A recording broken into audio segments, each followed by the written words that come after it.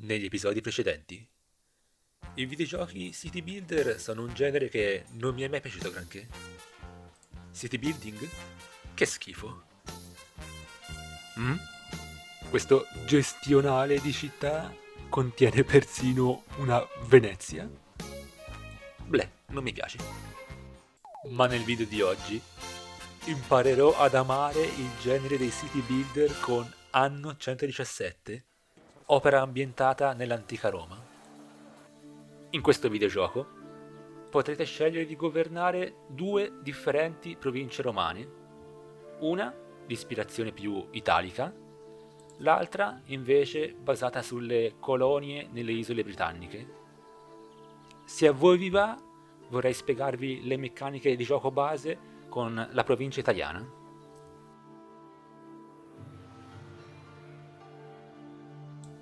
Come potete ben osservare, partiremo con il porto come nostro unico edificio.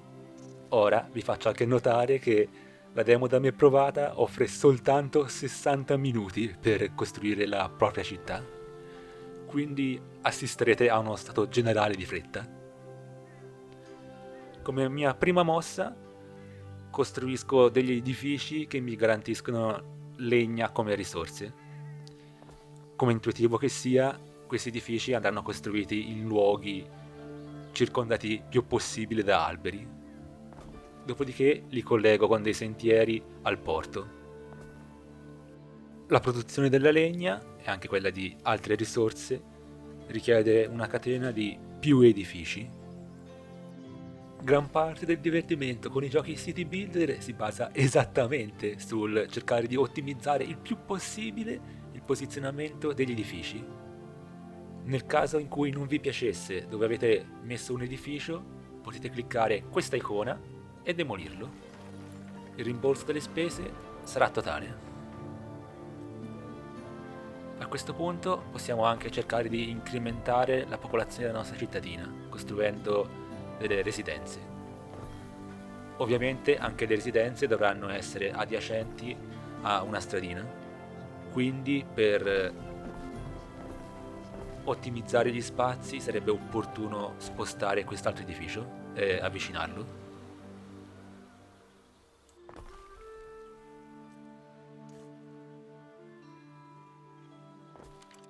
Con l'aumentare della popolazione nella nostra cittadina sbloccheremo anche nuove tipologie di edifici.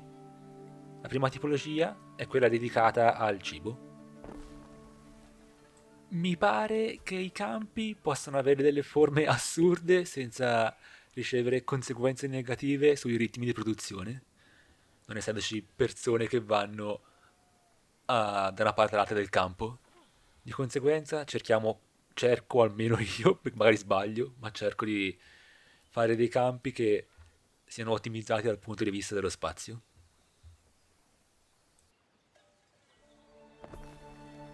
A questo punto possiamo cominciare la piena produzione e direi che invece di far andare il gioco a velocità normale proporrei di andare a velocità massima cliccando su questa icona a bordo della minimappa. Tramite il cibo riempirete la prima barra del soddisfacimento dei bisogni dei residenti, barra che adesso sto facendo lampeggiare a destra. Una volta riempita incrementerà anche la popolazione. Questo sbloccherà anche conseguentemente l'accesso agli edifici dedicati ai pubblici servizi, quali ad esempio il mercato cittadino. Mentre la mia città cresce, decido anche di lanciare la mia nave verso nuovi orizzonti, alla ricerca di qualche relazione diplomatica. Non molto tempo dopo sblocco anche gli edifici dedicati ai vestiti. Ora posso finalmente soddisfare i tre bisogni base dei miei cittadini: cibo, servizi e abiti. Soddisfare questi bisogni già di per sé incrementa la popolazione, ma è decisamente raccomandabile anche continuare a costruire nuove residenze, il metodo più diretto per incrementare le file dei propri cittadini. Ah, e poi comunque io non ho approfondito particolarmente le relazioni diplomatiche con le altre colonie. Comunque, se vi interessa la diplomazia, vi faccio vedere un attimo come sono i menu, almeno quelli, quindi se volete mettete pausa, per il resto ricominciamo. Una volta soddisfatti pienamente i bisogni di un cittadino, si può anche farlo avanzare di classe sociale, da liberto a plebea, offrendogli evidentemente anche un'operazione di cambio di genere sessuale, a quanto pare.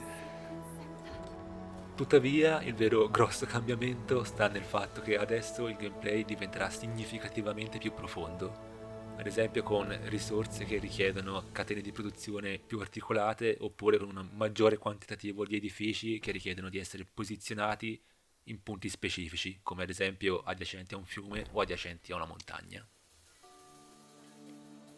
Questa è la villa del governatore, che richiede per la costruzione più risorse di quante ne possieda, quindi per il momento è soltanto una bozzetta, in attesa di essere costruita. Idem per quest'altri edifici, da mettere adiacenti al mare. Una volta che si hanno le risorse, si potrà premere questo bottone per ultimare la costruzione. Nel frattempo continuiamo a incrementare la popolazione, che porterà come conseguenza un incremento degli introiti da tassazione, mandando il nostro bilancio economico in positivo. La cittadina inizia adesso a essere piuttosto vivace, ma non è ancora finita qui. Infatti i plebei hanno aggiunto ulteriori altre meccaniche di gameplay. Ad esempio con la costruzione dei Grammaticus sbloccheremo l'accesso all'albero tecnologico, dove, come potete immaginarvi, potremo ricercare nuove tecnologie.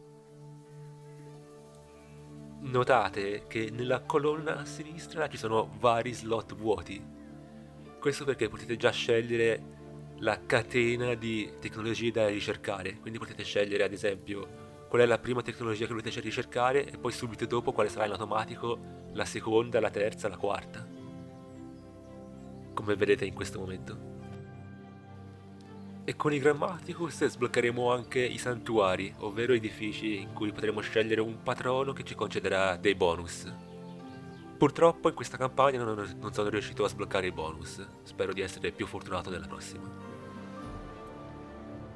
Il tempo scorre inesorabile, e la demo sta per scadere, ma voglio comunque tentare di capire qualcosa su come funzionino gli eserciti.